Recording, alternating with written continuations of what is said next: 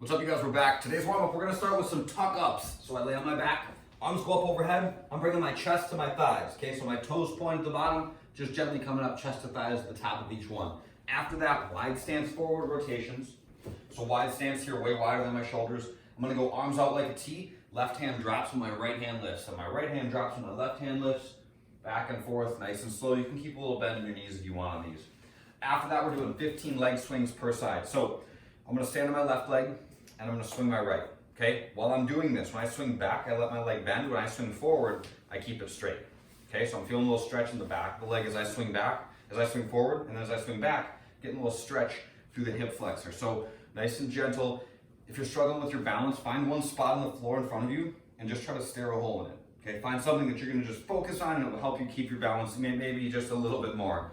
After that, we're doing a front support hold. So I'm gonna stand behind, between these chairs. We'll use these again later.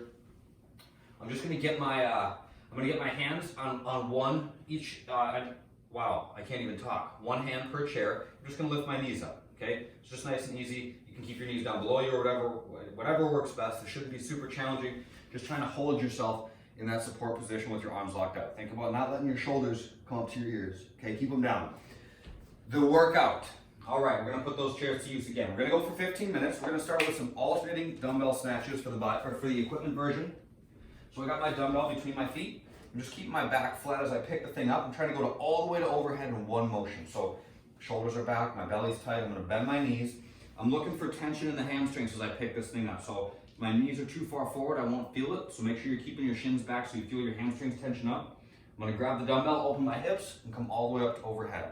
You can switch on the way down, or you can set the dumbbell down and then switch at the bottom, whatever works. Put 20 of those, then 15 air squats. So hips back, knees go out, squat, and then stand for the air squat. And then we're gonna do chair dips, all right? Kind of a tricky movement. That's okay, that's all right, I'm okay with this. We're gonna go one hand per chair again. I'm gonna start, I want you guys to begin like this, okay? Keep your knees bent, keep your feet flat, and let your legs do a lot of the work to start. So we lower down, and then stand back up, okay? You can even think about it as standing. Your legs are doing the majority of the dip here. As you want more challenge, lock your knees out, lower down, and press back up. So now my arms are having to do a whole lot more of it. What I want you guys to think about as you do these is going slow, okay? Like listening to your body. If anything feels like it hurts, it's never okay, right? We don't want to work through any range of motion that causes us pain. Keep your shoulders out of your ears. This happens a lot. We lift our shoulders way up to our ears. That's kind of the first way that we start the dip. So as you begin, think about keeping your shoulders packed back and down, and they should be able to rotate, okay? I say should be able to, like everyone's the same, they're not, but that's what we're looking for when we do a dip. If you can't do that, or if you can get like halfway down, if you're doing these things, you get like halfway down, you feel like you don't have any more range of motion, and now your shoulders come way up to your ears, don't go that far down. Only go through the range of motion that you feel like you can do really well, okay? Nice and slow and easy on these. Listen to your body. If anything hurts, don't do it. You could always just change these up, do push-ups instead, okay? The last thing we're doing is a handstand hold. So for the handstand, you don't have to be completely inverted, okay? You could go as far back as just a plank, all right? So what I generally recommend, if you haven't done a lot of handstands, that you start in a plank with your feet at the wall, okay? So you're just in a plank on your hands. And then you walk your feet up the wall a few steps as you walk your hands into it.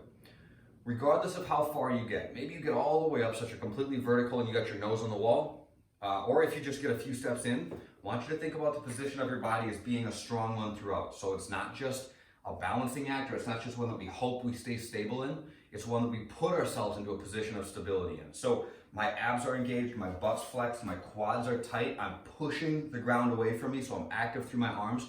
I even think about tenting through my fingertips, so I'm not just putting pressure just in the palm of my hand, but I'm using my entire hand by distributing the weight through the tips of my fingers as well.